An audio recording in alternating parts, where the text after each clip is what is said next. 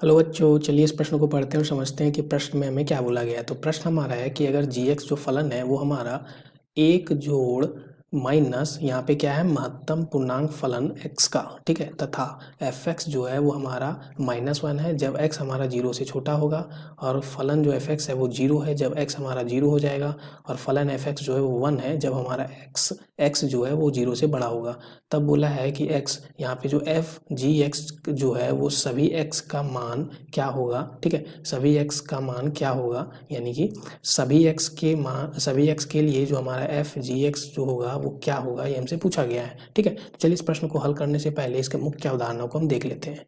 तो मुख्य अवधारणा, ठीक है, तो मुख्य अवधारणा में हमें पता है कि अगर हमारा कोई फलन यहाँ पे मान लो f(x), मान लो ax जोड़ b दिया हुआ है, दूसरा फलन अगर gx जो है वो x के घात 2 यानी x का वर्ग दिया हुआ है।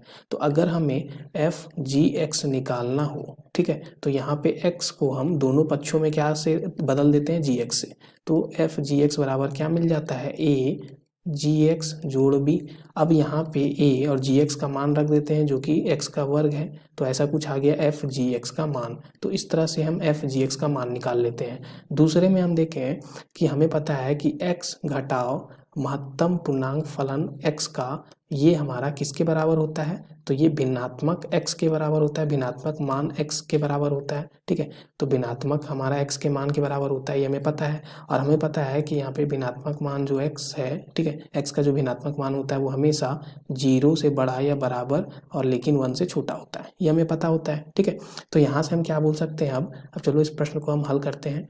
तो यहाँ पे हमारा जो gx है वो हमें क्या दिया हुआ है, तो gx हमें दिया हुआ है एक जोड़, ठीक है, एक जोड़ x घटाव महत्तम पूर्णांक फलन x का। ठीक है, तो इसको हम कैसे लिख सकते हैं, तो एक जोड़ यहाँ पे भिन्नात्मक मान x का हम लिख सकते हैं। ठीक है, ऐसा लिख सकते हैं। तो अब ये हमारा gx आ गया। ठीक है, अब देखो यहाँ पे हम देख सकते हैं चूंकि भिन्नात्मक मान जो x का है वो हमारा 0 से बड़ा या बराबर लेकिन 1 से छोटा होगा, तो यहाँ पे फिर 1 हमारा क्या हो रहा है, यहाँ पे जुट रहा है। ठीक है, तो यहाँ पे अगर 1 का योग हो रहा है इसके साथ तो ये हमेशा क्या होगा, इसलिए हम बोल सकते हैं कि यहाँ पे कि जो gx होगा वो हमेशा क्या होगा, 1 से बड़ा ही होगा। ठीक है, 1 या 1 से बड़ा ही होगा, ये हम बोल सकते हैं। ठीक है, अब देखो यहाँ पे fx हमें पहले से दिया हुआ था, फलन fx जो था वो हमारा क्या था, तो फलन fx का 3 मान है, पहला -1 फिर 0 और फिर 1। ठीक है, तो यहाँ पे क्या है हमारा -1 फिर 0 और फिर 1। -1 कब है, जब x हमारा छोटा होगा 0 से। ठीक है,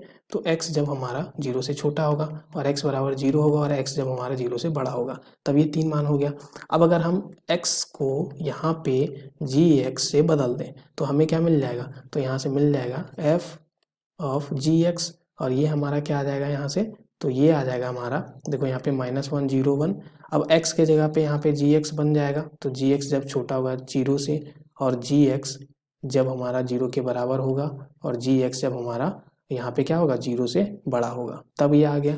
अब देखो हमने पहले देख रखा था इसके लिए gx जो है वो हमारा f ऑफ gx के लिए यहाँ पे हमारा gx का जो हमारा यहाँ पे हमारा क्या होगा, जो gx का हमारा यहाँ पे परिसर होगा, ठीक है, परिसर होगा, वही हमारा वही वही हमारा हमारा ठीक है, प्रांत बन जाएगा, प्रांत प्रांत बन जाएगा। ठीक है, प्रांत बन जाएगा किसका, वही प्रांत होगा किसका, तो एफ जी एक्स का।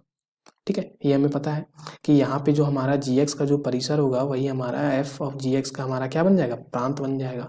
तो यहाँ से अगर हम gx का परिसर देखें तो हमने देख रखा है कि वो हमारा क्या होगा, 1 या 1 से बड़ा ही होगा। ठीक है, तो 1 या 1 से बड़ा के लिए अगर हम यहाँ पे देखें तो वो हमारा क्या आ रहा, 1 या 1 से बड़ा के लिए हमारा ये वाला आ रहा। ठीक है, तो इसके लिए हमारा जो f ऑफ gx है वो हमेशा क्या है, 1 है। तो यहाँ से हम बोल सकते हैं कि f ऑफ gx हमेशा क्या होगा, 1 के बराबर होगा। ठीक है, तो यहाँ से हम लिख देंगे कि f ऑफ gx जो होगा, ठीक है, f ऑफ gx हमेशा क्या होगा, 1 के बराबर होगा। ठीक है, तो यहाँ से हमारा क्या आ गया, तो ये हमारा आ गया कि सभी x के मान के लिए, ठीक है, तो यहाँ पे मैं लिखूंगा f gx हमेशा 1 होगा। ठीक है, सभी x के मान के लिए। ठीक है, तो यहाँ से हमारा कौन सा विकल्प सही हो गया, तो दिए गए विकल्पों में जो दूसरा विकल्प है वो बिल्कुल सही विकल्प है। तो आशा करते हैं कि आपको इस प्रश्न का हल समझ में आ गया होगा। धन्यवाद बच्चों।